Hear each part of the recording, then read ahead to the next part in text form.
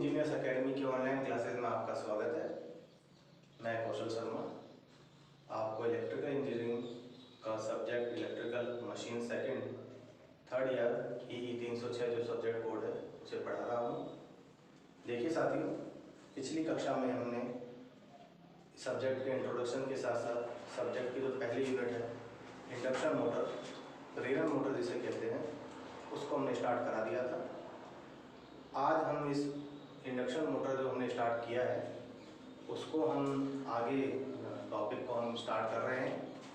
बड़ी important class इसलिए भी है ये कि हम जानते हैं कि इंडक्शन मोटर है जो मशीन का एक इम्पॉर्टेंट पार्ट है। प्रैक्टिकली लाइफ में हमारे कमर्शियल एप्लीकेशन हो चाहे इंडस्ट्रियल एप्लीकेशन हो, ये जो मशीन है सबसे ज़्यादा इम्पोर्टेंट है। हम कुछ बातें लास्ट क्लास में कर रहे थे इसकी कि ये मशीन जो अभी हमने सेकंड ईयर में लास्ट ईयर पढ़ा था डीसी मशीन से, डीसी मोटर से ये वाली मोटर किस तरीके से डिफरेंट है। दोबारा आज इसको थोड़ा सा आपको ब्रीफ इंट्रोडक्शन देना चाहूँगा। डीसी मोटर जो हमने पहले पढ़ा था सेकंड ईयर में, वहाँ भी वो क्या रहा था कि जब कोई करंट कैरिंग कंडक्टर को एक मैग्नेटिक फील्ड में रखा जा रहा था और जब वो मैग्नेटिक लाइन ऑफ फोर्स को इंटरेक्ट कर रहा था तब उसमें एक फोर्स जनरेट हो रहा था और फोर्स के कारण टॉर्क जनरेट हो रहा था और टॉर्क उसे रोटेट करा रहा था। ये आप सेकंड ईयर में पढ़ चुके थे, आपने टाइप ऑफ डीसी मोटर भी पढ़े थे। देखिए साथियों, जो वर्किंग प्रिंसिपल है जैसा डीसी मोटर में हो रहा था इसी प्रकार यही वर्किंग प्रिंसिपल एसी मोटर के लिए भी एप्लीकेबल है। इट मीन्स एसी मोटर में भी काम वही होगा।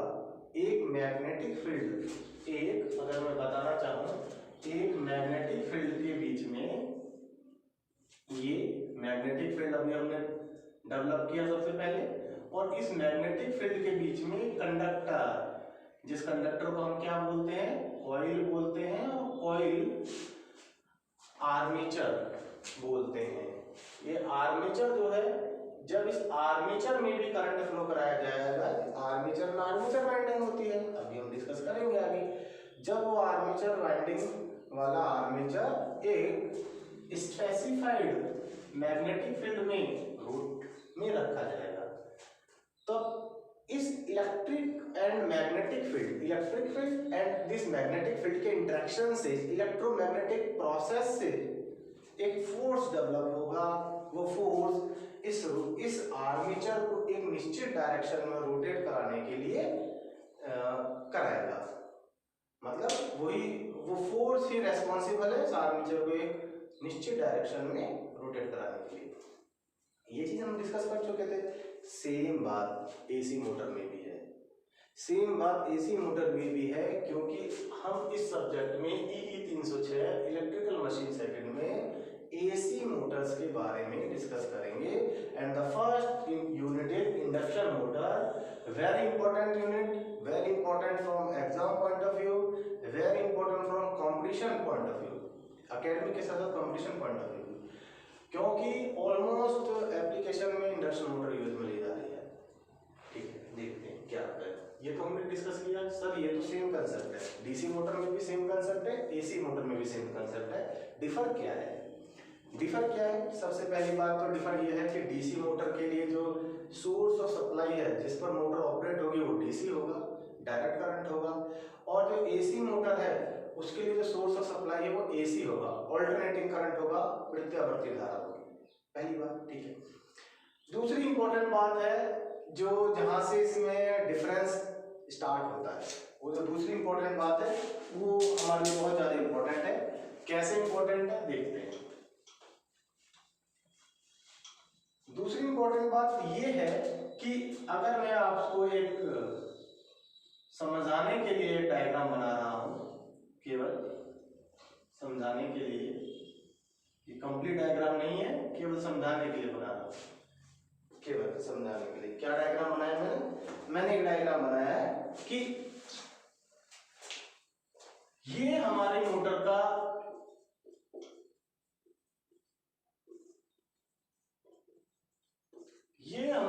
के दो इंपॉर्टेंट पार्ट्स होते हैं। किसी भी मोटर के, डीसी मोटर हो चाहे एसी मोटर हो, इसके दो इंपॉर्टेंट पार्ट्स होते हैं। क्या होते हैं इंपॉर्टेंट पार्ट? ये हम लास्ट क्लासों में, सेकेंड ईयर की क्लासों में डिस्कस कर चुके थे कि एक तो मोटर का भाग होता है स्थिर भाग, जिसे बाहरी भाग कहते हैं, स्थिर भाग होता है उसे कहते हैं स्टेटर, और एक अंदर मोटर के जो रोटेटिंग भाग होता है, घूमने वाला भाग होता है, उसे कहते हैं रोटर। ये वर्ड भी हम यूज में ले चुके हैं और हम इसके लिए फैमिलियर हैं, जानते हैं वर्ड को। स्टेटर स्थिर भाग, रोटर घूमने वाला भाग। स्टेटर में भी एक वाइंडिंग होती है जिसे हम क्या कहते हैं, फील्ड वाइंडिंग। रोटर में जो वाइंडिंग होती है उसे हम क्या कहते हैं, armature winding. Armature winding, field winding, ये सब चीजें भी हम डीसी मोटर में भी डिस्कस कर चुके हैं। देखो आपको याद आने लग रहा होगा, दोनों को कंपैरिजन करके स्टडी करेंगे तो हमारे लिए ये टॉपिक पढ़ना बहुत आसान हो जाएगा। और बार बार कह रहा हूँ, वेरी इंपॉर्टेंट सब्जेक्ट है। आप आगे चल के जब इंडस्ट्री में जाओगे तो इन इंडक्शन मोटर से, इंडक्शन मशीन से आपका इंटरेक्शन बहुत ज़्यादा होगा, बहुत ज़्यादा यूज में ली जाएंगे आपके द्वारा। देखते हैं साथियों, मैं ये कह रहा हूँ कि एक स्टेटर में है वाइंडिंग जिसे हमने कहा फील्ड वाइंडिंग, और एक हमारे रोटर में है वाइंडिंग जिसे हमने कहा आर्मेचर वाइंडिंग। ऐसी वाइंडिंग होती है। एक प्रतीकात्मक चित्र बनाया है मैंने समझाने के लिए, जस्ट पूरा डायग्राम तो जब हम इंडक्शन मोटर को देखेंगे अभी जब समझाएंगे। देखिए, तो हम ये कह रहे हैं डीसी मोटर में भी स्टेटर होता है और रोटर होता है, एसी मोटर में भी स्टेटर होता है और रोटर होता है। अंतर क्या है? पहला अंतर तो यह है कि डीसी मोटर में जो स्टेटर को सप्लाई दी जाएगी डीसी दी जाएगी, रोटर को जो सप्लाई दी जाएगी वो भी डीसी दी जाएगी, क्योंकि डीसी मोटर है तो सोर्स ऑफ सप्लाई भी क्या होगी, डीसी। एसी मोटर में क्या अंतर है? एसी में मोटर में और इंडक्शन मोटर, एसी मोटर का एक पार्ट है, उसमें क्या अंतर है वो समझिए, वेरी इंपॉर्टेंट। इंडक्शन मोटर ये कहता है कि स्टेटर वाइंडिंग में तो सप्लाई दी जा रही है एसी,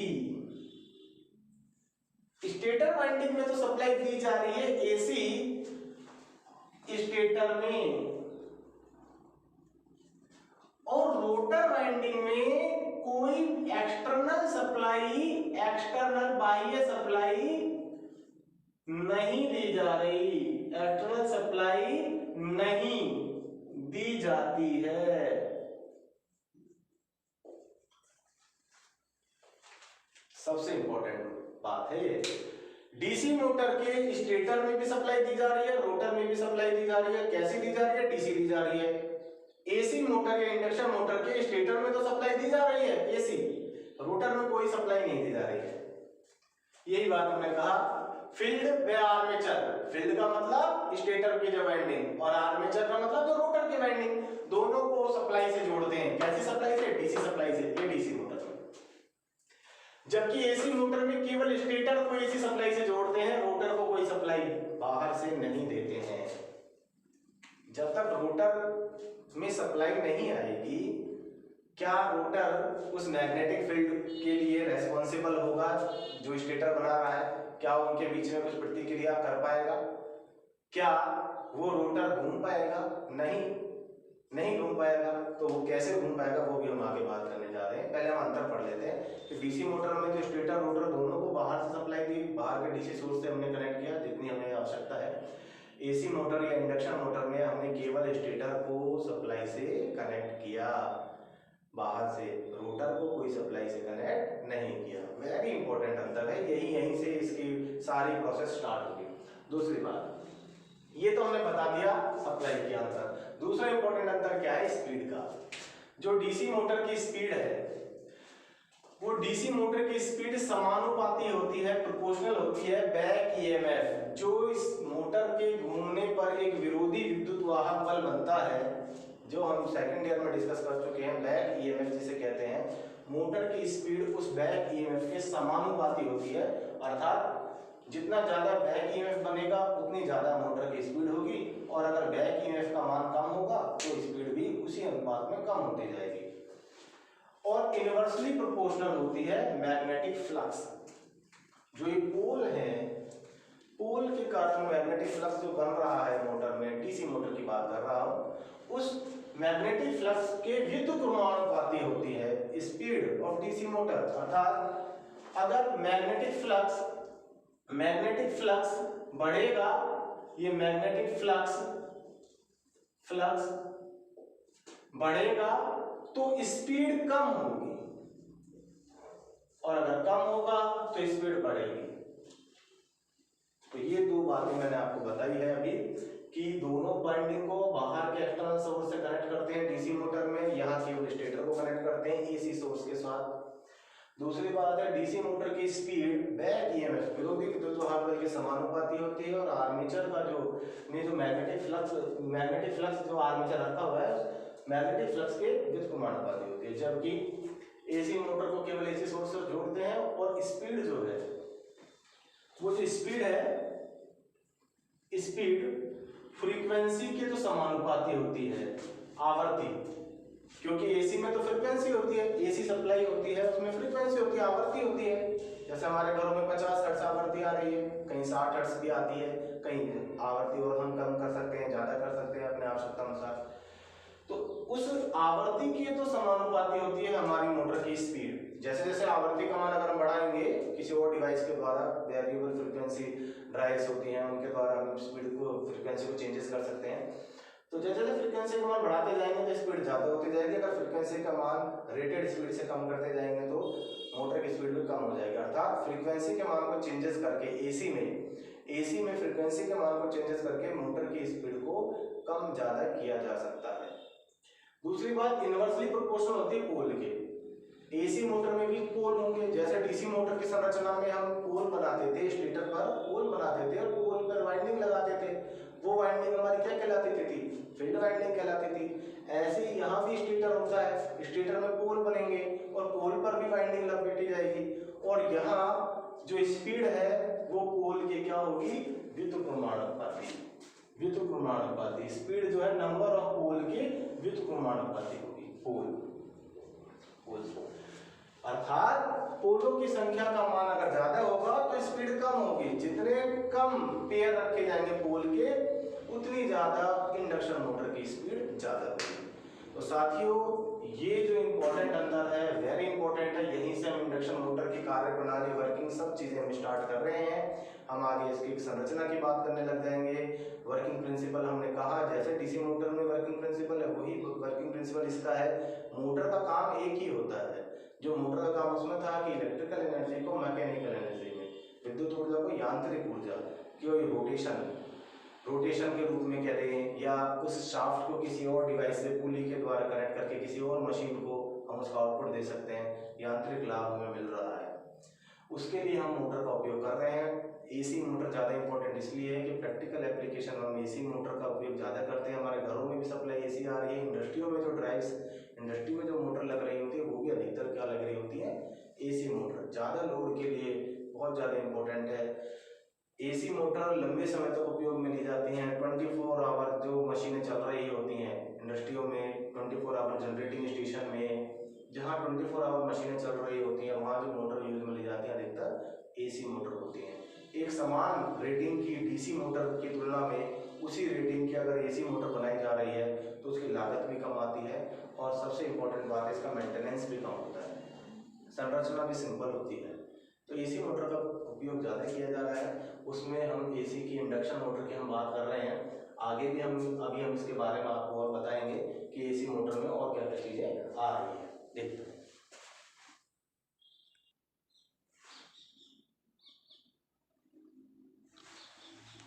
देखिए साथियों, इंडक्शन मोटर में आगे की बात अब हम कर रहे हैं, समझना थोड़ा सा इम्पोर्टेंट बात है कि ये तो हमें पता चलेगा डीसी मोटर की तुलना में इंडक्शन मोटर में मुख्य अंतर क्या क्या है और कहाँ समानता है।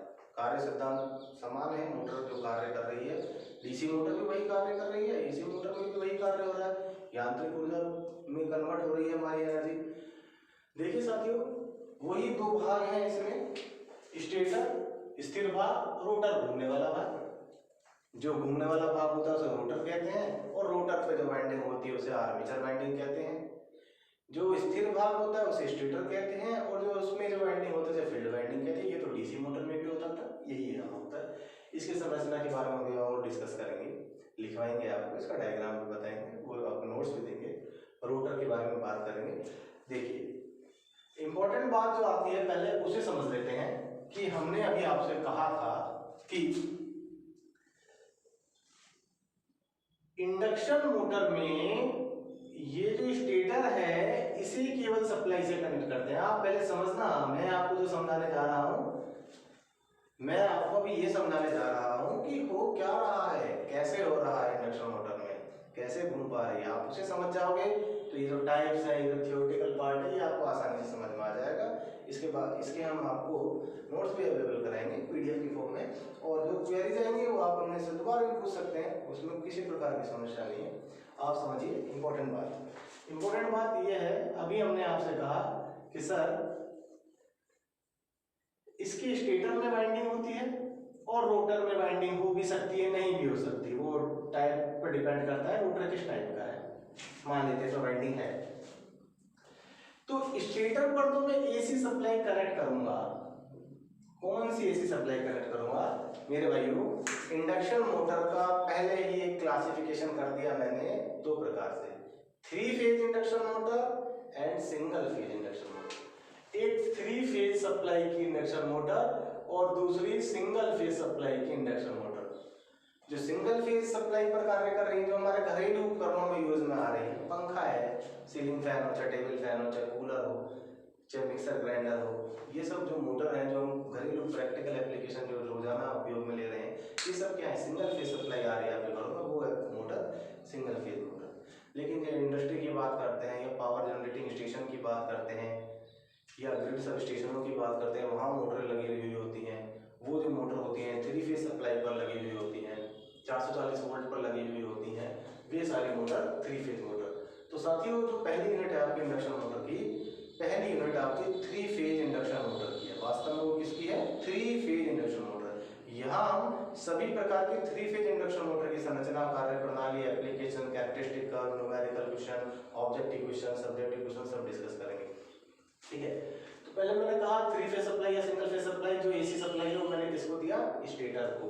ये जो मेरा स्टेटर है, बाहर का भाग है, स्थिर भाग है, और ये जो मेरा रोटर है, अंदर का घूमने वाला भाग, उसे मैं कोई सप्लाई से कनेक्ट नहीं करता हूं, क्योंकि ये एसी मोटर है, ये इंडक्शन मोटर है। इसका नाम इंडक्शन क्यों है वो देख लेते हैं। देखिए, इंडक्शन वर्ड का मतलब होता है प्रेरण, और ये वर्ड आपके लिए फैमिलियर है। फैमिलियर क्यों है? पिछली कक्षा में जा रहा हूं मैं, सेकंड ईयर के, जब आप मशीन पढ़ रहे थे तो आपकी एक यूनिट थी ट्रांसफार्मर, तीसरी यूनिट, जिसके बारे में भी आपको पता है कि ट्रांसफार्मर एक एसी मशीन है, एक स्थैतिक एसी मशीन है, और ट्रांसफार्मर म्यूचुअल इंडक्शन, अन्योन्य प्रेरण सिद्धांत पर कार्य करता है। कैसे कार्य करता है देख लेते हैं। हमने कहा था ट्रांसफार्मर में एसी सप्लाई, आप ट्रांसफार्मर में क्या होता था ट्रांसफार्मर? सर, ट्रांसफार्मर में 2 वाइंडिंग होती थी, एक प्राइमरी वाइंडिंग और एक सेकेंडरी वाइंडिंग। दोनों वाइंडिंग लपटी हुई होती थी अलग अलग, दोनों एक दूसरे से किसी प्रकार की फिजिकल कांटेक्ट में नहीं थी, दे आर मैग्नेटिकली कपल्ड थी, वो उसके चुंबकीय क्षेत्र में रखा है। ठीक है, आप इसमें केवल एक वाइंडिंग को, जिसे हम प्राइमरी वाइंडिंग कहते थे, उस वाइंडिंग को सप्लाई से कनेक्ट करते थे, और सेकेंडरी वाइंडिंग इसके इंडक्शन प्रभाव के कारण जब इस वाइंडिंग के साथ ये वाइंडिंग रख दी जाती थी, तो होता क्या था, इसके इंडक्शन प्रभाव के कारण, अन्योन्य प्रेरण के कारण इसका मैग्नेटिक फील्ड इसके साथ आया, तो इसकी जो ईएमएफ है वो उसमें चला गया। ईएमएफ, यहाँ जो ईएमएफ आप अप्लाई कर रहे हो, वही ईएमएफ आपको दूसरी वाइंडिंग, सेकेंडरी वाइंडिंग पर मिल रहा था, जबकि ये इसके साथ फिजिकली कनेक्ट नहीं है, ये वायर के द्वारा कनेक्ट नहीं थी। इस प्रोसेस को आप क्या कह रहे थे? इस प्रोसेस को आप म्यूचुअल इंडक्शन कह रहे थे। ये तो बात आप ट्रांसफार्मर में पढ़ चुके हो ना। ठीक है, ये बात तो आप ट्रांसफार्मर में पढ़ चुके हो। तो भाई ये क्या है? ये जो इंडक्शन की बात जो हमने अभी आपसे करी प्रेरण के ट्रांसफार्मर में, यहाँ इंडक्शन मोटर में भी सारी बातें इस प्रेरण पर निर्भर करेगी, और इस प्रेरण के कारण ही इस मोटर का नाम भी प्रेरण मोटर है। इस प्रेरण के कारण ही इस मोटर का नाम प्रेरण मोटर है, इंडक्शन मोटर है। कैसे है समझ जाइए, बड़े सिंपल आसान शब्दों में आप समझ जाइए। स्टेटर पर मैं एसी सप्लाई दूंगा, जैसे मैंने ट्रांसफार्मर की प्राइमरी वाइंडिंग पर एसी सप्लाई दी है। ट्रांसफार्मर भी एक एसी मशीन थी ना, ऐसे ही यहां इसके स्टेटर पर एसी सप्लाई दूंगा, और स्टेटर के मैग्नेटिक फील्ड के कारण, स्टेटर के मैग्नेटिक फ्लक्स के कारण जब रोटर इसके कांटेक्ट में आएगा तो रोटर की वाइंडिंग पर भी वो ईएमएफ इंड्यूस्ड हो जाएगा, एक ईएमएफ इंड्यूस्ड हो जाएगा। उस इंड्यूस्ड ईएमएफ के कारण ही रोटर उस मैग्नेटिक लाइन ऑफ फोर्स को कट कर पाएगा और कट करने के कारण एक निश्चित दिशा में घूम पाएगा। तो क्या कहना चाह रहा हूं, दोबारा सुन लीजिए। स्टेटर को सप्लाई दी, जैसे ट्रांसफार्मर की प्राइमरी वाइंडिंग को, रोटर को कोई सप्लाई नहीं दी। रोटर ने तो केवल स्टेटर के मैग्नेटिक फील्ड में आकर, स्टेटर के मैग्नेटिक फ्लक्स के प्रभाव में आकर अपने अंदर एक ईएमएफ इंड्यूस्ड किया और उसे इंड्यूस्ड ईएमएफ कहते हैं। और ये जो लाइन लिखी है मैंने दो, ये लाइन इसी बात को कह रही है कि स्टेटर में जब मैंने सप्लाई दी, 3 फेज सप्लाई जैसे मैं दे रहा हूं, 3 फेज सप्लाई देने के कारण इस स्टेटर में एक रिवॉल्विंग या रोटेटिंग मैग्नेटिक फ्लक्स बना, एक घूमता हुआ, एक प्रतीत हो रहा है हमें ऐसा कि वो घूम रहा है, एक रोटेटिंग मैग्नेटिक फ्लक्स हमें घूमता हुआ प्रतीत हो रहा है, ऐसा मैग्नेटिक फ्लक्स में इस स्टेटर में बना। और उस रिवॉल्विंग मैग्नेटिक फ्लक्स के कारण रोटर में एक ईएमएफ इंड्यूस्ड होता है म्यूचुअल इंडक्शन के कारण, और वो ईएमएफ जब अब स्टेटर में भी ईएमएफ आ गया और रोटर में भी आ गया। इसके बाद तो जैसे डीसी मोटर में हो रहा था कि जब हम स्टेटर वाइंडिंग को सप्लाई से कनेक्ट करते हैं और रोटर वाइंडिंग को सप्लाई से कनेक्ट करते हैं तो क्या हो रहा था, उनके बीच में प्रतिक्रिया के फलस्वरूप एक बल लग रहा था, बल के कारण टॉर्क लग रहा था, टॉर्क के कारण मोटर एक निश्चित दिशा में घूम रही थी। तो दोबारा समझ लीजिए, यही यहाँ हो रहा था। हमने ट्रांसफार्मर का कार्य सिद्धांत जो म्यूचुअल इंडक्शन कहते हैं, इसी सिद्धांत पर हमारी इंडक्शन मोटर कार्य करती है, इसीलिए इसका नाम प्रेरण मोटर है, जो कि ये प्रेरण प्रभाव पर वर्क कर रही है, इसीलिए इस मोटर का नाम प्रेरण मोटर है।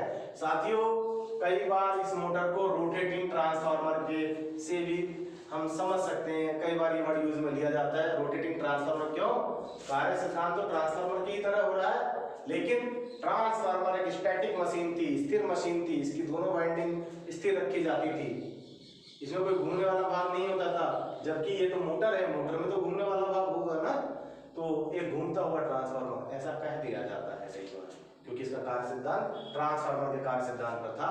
ट्रांसफार्मर भी अन्योन्य प्रेरण के सिद्धांत पर कार्य करता है, ये इंडक्शन मोटर भी प्रेरण सिद्धांत पर कार्य करती है। चाहे 3 फेज इंडक्शन मोटर हो चाहे सिंगल फेज इंडक्शन मोटर हो, दोनों ही मोटरें अन्योन्य प्रेरण या प्रेरण सिद्धांत पर कार्य करेगी। स्टेटर में सप्लाई दी जाती है, रोटर वाइंडिंग में किसी प्रकार की सप्लाई नहीं दी जाएगी। देखिए भाइयों, स्टेटर बनता कैसे है। स्टेटर वही स्टैंपिंग्स, पतली पतली लैमिनेटेड सिलिकॉन स्टील की पत्तियों से मिलकर बनता है, और उस स्टैंपिंग्स में क्या होते हैं, पोल्स होते हैं। पोल्स पे क्या किया जाता है, वाइंडिंग लिपटी हुई होती है। 3 फेज मोटर है तो 3 फेज वाइंडिंग लिपटी हुई होगी, और निश्चित क्रम में वाइंडिंग लिपेट कर नंबर ऑफ पोल्स के अनुसार वाइंडिंगों के वाइंडिंग्स के टर्न्स होते हैं, मतलब कितनी वाइंडिंग, 3 के गुणज में, 3 के गुणज में। 3 के गुणज क्यों बोल रहा हूं, क्योंकि 3 फेज वाइंडिंग है तो एक बार मिनिमम तो 3 तो होंगी ही, 3 के बाद 6 भी हो सकती हैं, 12 भी हो सकती हैं, 9 भी हो सकती है, 3 के।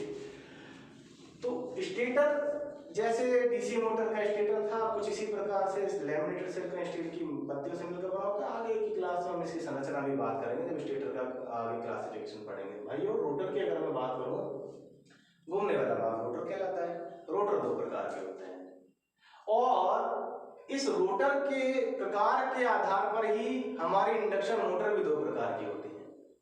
दोनों ही इंडक्शन मोटर हमारे सिलेबस में है, दोनों इंडक्शन मोटर की संरचना, कार्य प्रणाली, एप्लीकेशन, वीआई कैरेक्टरिस्टिक और सब चीज हमें डिस्कस करनी है। एक रोटर होता है जिसे स्क्विरल केज रोटर कहते हैं, पिंजरी रोटर भी कह देते हैं इसे, स्क्विरल केज, और दूसरी है फेज माउंट रोटर। देखिए, स्क्विरल जो नाम है कि जाना पहचाना सा नाम है। स्क्विरल किसे कहते हैं, गिलहरी को कहते हैं, गिलहरी को कहते हैं। उसी के नाम पर स्क्विरल केज का मतलब क्या होता है, गुफा होती है, कुछ इसी प्रकार की। कि इस रोटर में क्या होगा बताएंगे आपको। एक तो होता है स्क्विरल केज रोटर, और इस रोटर के नाम के आधार पर इस प्रकार की इंडक्शन मोटर को स्क्रूल केज इंडक्शन मोटर कहते हैं। रोटर के नाम के आधार पर इस मोटर को ही स्क्रूल केज इंडक्शन मोटर कहते हैं।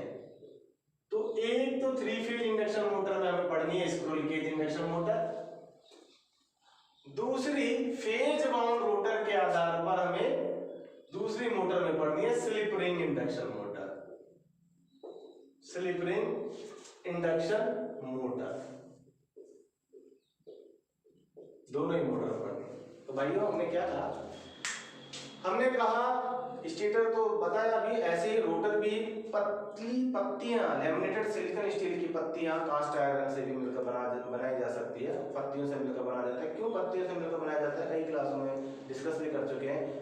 जो आयरन लॉस होता है, एडी करंट और हिस्टैरिसीस लॉस की क्षतियों को दूर करने के लिए हम लैमिनेटेड सिलिकॉन स्टील की पत्तियों से मिलकर बनाते हैं, स्टेटर का पार्ट भी रोटर का पार्ट भी। और उस रोटर दो प्रकार के होते हैं, स्क्रूल केज रोटर और एक phase bound rotor. Squirrel cage rotor वाली मोटर को स्क्रूल केज इंडक्शन मोटर कहते हैं और फेज बाउंड रोटर को हम स्लिप रिंग इंडक्शन मोटर कहते हैं। ठीक है साथियों, अब हम जब इनकी संरचना की बात करेंगे स्क्रूल के, अब हम डिस्कस करेंगे आगे चलकर स्क्रूल केज इंडक्शन मोटर। तो स्क्रूल केज इंडक्शन मोटर का स्टेटर पढ़ेंगे, तो स्टेटर तो दोनों मोटर का एक जैसा ही है। फिर इनका रोटर पढ़ेंगे, वाइंडिंग कैसे सेलेक्ट होती है, वाइंडिंग कहाँ लगाई जाएगी, ये हम पढ़ेंगे। ठीक है मेरे भाई, ये सब चीजें हम पढ़ेंगे। फिर हम फेज बाउंड का पढ़ेंगे, फेज बाउंड कैसे होता है वो भी हम डिस्कस करेंगे, किस में वाइंडिंग होती है किस में नहीं होती है, ये भी हम डिस्कस करेंगे। ठीक है, देखिए साथियों, इंडक्शन मोटर के अभी हमने बताया, इंडक्शन मोटर में स्टेटर होता है, रोटर होता है, दो प्रकार के रोटर, स्क्रूल केज और स्लिप रिंग।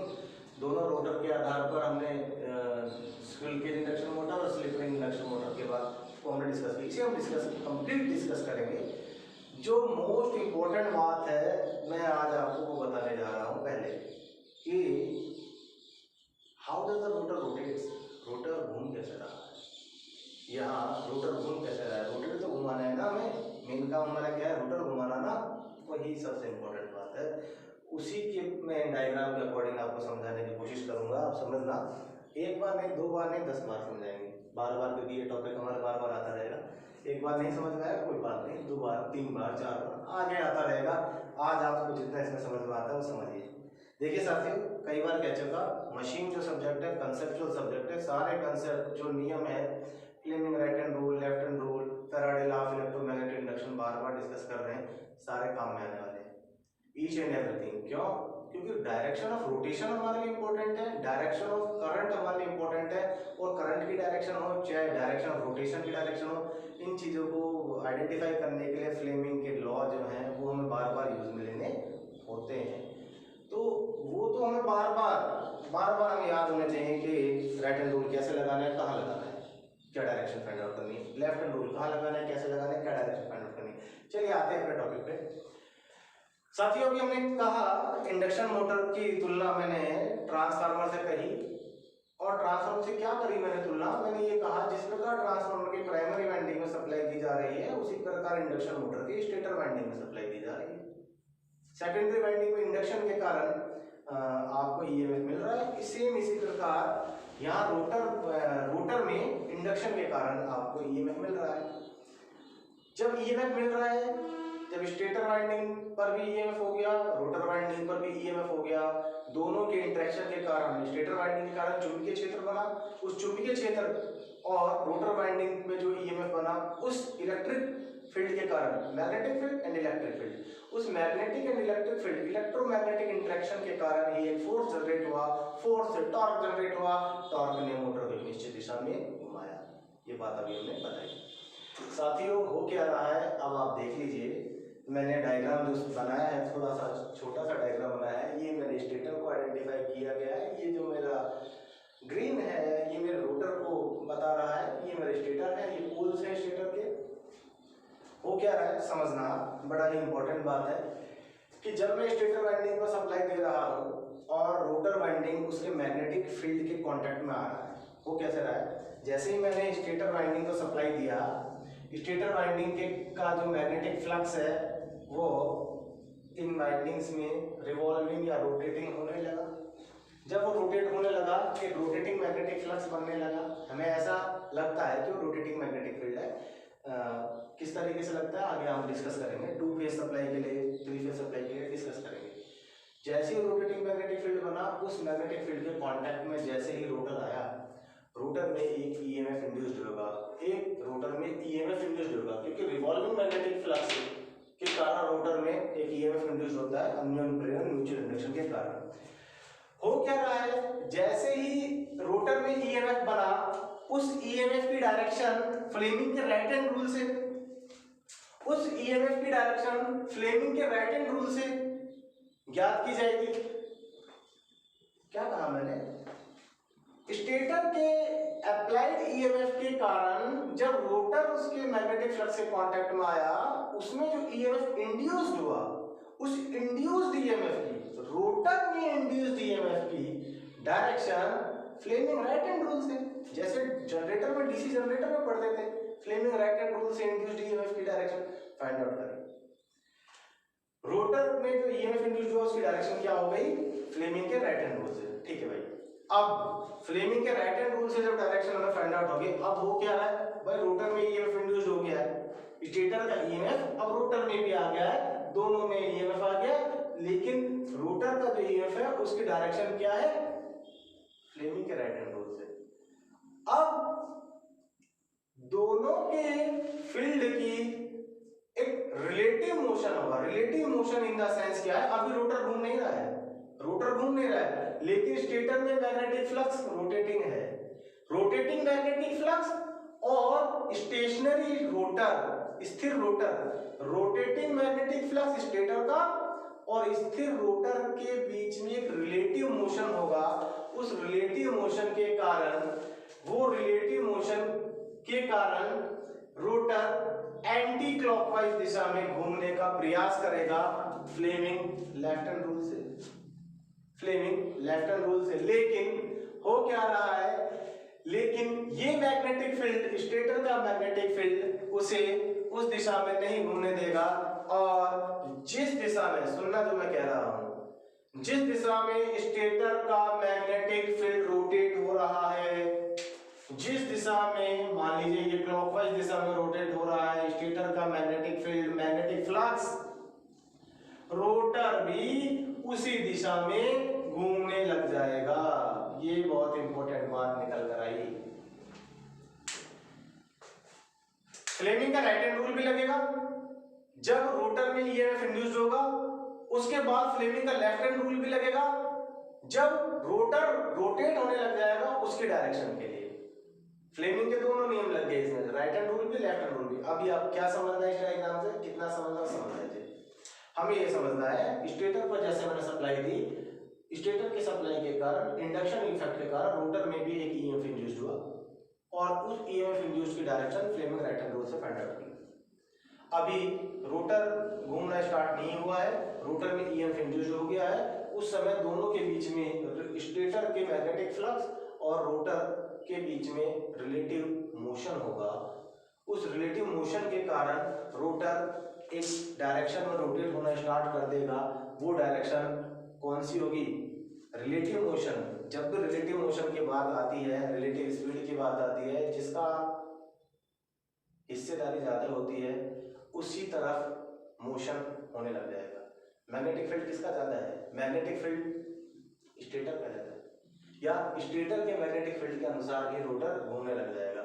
इससे एक बात निकल कर आती है, म्यूचुअल इंडक्शन प्रिंसिपल पर रोटर वर्क कर रहा है, रोटर में ईएमएफ इंडक्शन इफेक्ट के कारण जनरेट हो रहा है, लेकिन रोटर घूम किस दिशा में रहा है सर, रोटर उसी दिशा में घूमेगा जिस दिशा में स्टेटर का मैग्नेटिक फ्लक्स है।